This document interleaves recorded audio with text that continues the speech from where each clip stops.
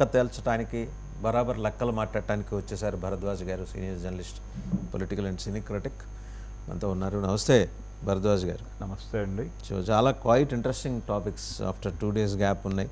Senior IAS officer Praveen Prakash ఆయన బీఆర్ఎస్కి apply చేసుకున్నారు. స్వచ్ఛంద పదవి విరమణకి ప్రభుత్వం కూడా ఆమోదం తెలియజేసింది. దాంతోపాటు సజ్జల గారు ముందస్తు బెయిల్, సజ్జల గారితో పాటు కనీసం ఒక 140 నుంచి 150 మంది వైసీపీ నాయకులు ముందస్తు బెయిల్. ఈ వారం అంతా బెయిల్స్ వారంలాగానే కనిపిస్తుంది వైసీపీకి. ఇల్లు అలుకుతూ ఈగ దాని పేరు మర్చిపోయినట్టు వీళ్ళు పార్టీ వ్యవహారాలు మర్చిపోయి బెయిల్కి అప్లికేషన్లు పెట్టుకోవడానికి ఎక్కువ టైం కేటాయిస్తున్నారు. ఇంకా బోల్డ్ అని మాట్లాడుకుందాం. To start with Praveen Prakash, ఏంటి సార్ ఆయన వైసీపీలో జాయిన్ అవుతున్నారా, బీజేపీలో జాయిన్ అవుతున్నారా? అంటే యాక్చువల్గా పాలిటిక్స్లోకి వెళ్ళాలనే ఆలోచన ఉంది ఆయనకి. అంటే గతంలోనే ఆయన ఉత్తరప్రదేశ్ నుంచి కంటెస్ట్ చేస్తారు అసెంబ్లీ ఎన్నికల్లో అనే మాట వినిపించింది. అంటే టువర్డ్స్ బీజేపీ అనుకోవాల్సి ఉంటుంది.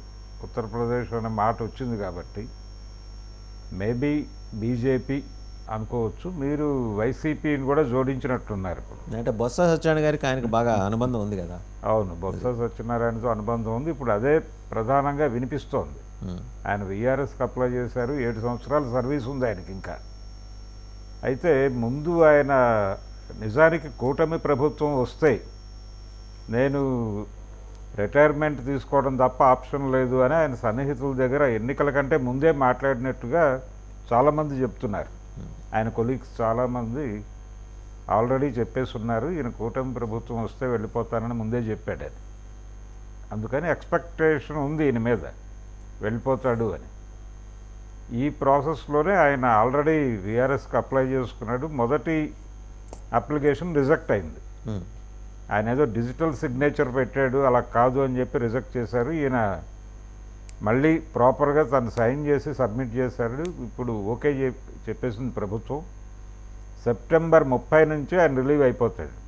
ఓకే, ఆల్రెడీ ఆయన ఒక రిలాక్స్డ్ మూడ్లోకి వచ్చేసినట్టుగా కనిపిస్తోంది. సోషల్ మీడియాలో ఆయన పాటలు పాడుతూ కృష్ణానది ఒడ్డున ఆయనకున్నటువంటి విల్లా దగ్గర అక్కడ పాటలు పాడుతూ రీల్స్ చేస్తూ ఆయన సోషల్ మీడియాలో పెడుతున్నటువంటి సందర్భం కూడా అందరికీ తెలుసు.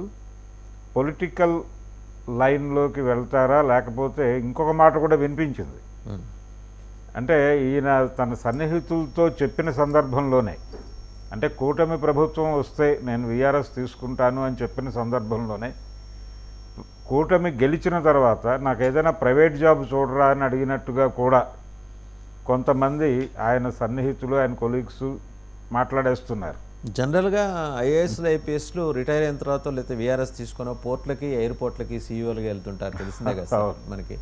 ఇంతకుముందు ఇక్కడ పోలీస్ కమిషనర్ చేసిన మహంతి కావచ్చు, అంతకుముందు వాళ్ళు కూడా సీనియర్ ఐపీఎస్ ఆఫీసర్స్ జిఎంఆర్ ఎయిర్పోర్ట్కి చాలామంది దే హావ్ కంట్రిబ్యూటెడ్. వెళ్ళారు. అలాగే కృష్ణపట్నంకి కూడా కొంతమంది సీఈఓలుగా వెళ్ళారు. అంటే ఇప్పుడు ఆ పరిస్థితి లేదు. టోటల్గా పోర్ట్లు, ఎయిర్పోర్ట్లు అనేవి కూడా భారతీయ జనతా పార్టీ కంట్రోల్లోనే ఉన్నాయి, అదానీ గారి కంట్రోల్లోనే ఉన్నాయి. దేశంలోకి ఏది రావాలన్నా ఏది పోవాలన్నా అదానీకి తెలియకుండా జరిగే అవకాశం లేకుండా తయారైంది.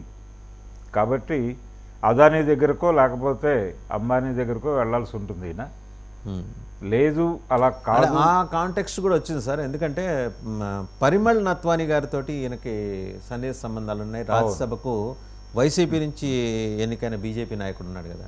ఈ మన ఒక్కరికి ప్రత్యేకత ఉంది, అంటే ఆంధ్రప్రదేశ్కి మాత్రమే. అంటే ఏ పార్టీ నాయకుడైనా ఇక్కడ అధికారంలో ఉండే పార్టీ తరఫు నుంచి వెళ్ళిపోవచ్చు. ఇంతవరకు పరిమళ్ నత్వానీ అయినా ఆంధ్రప్రదేశ్కి సంబంధించి ఒక్క ప్రశ్న అడిగింది లేదు రాజ్యసభలో.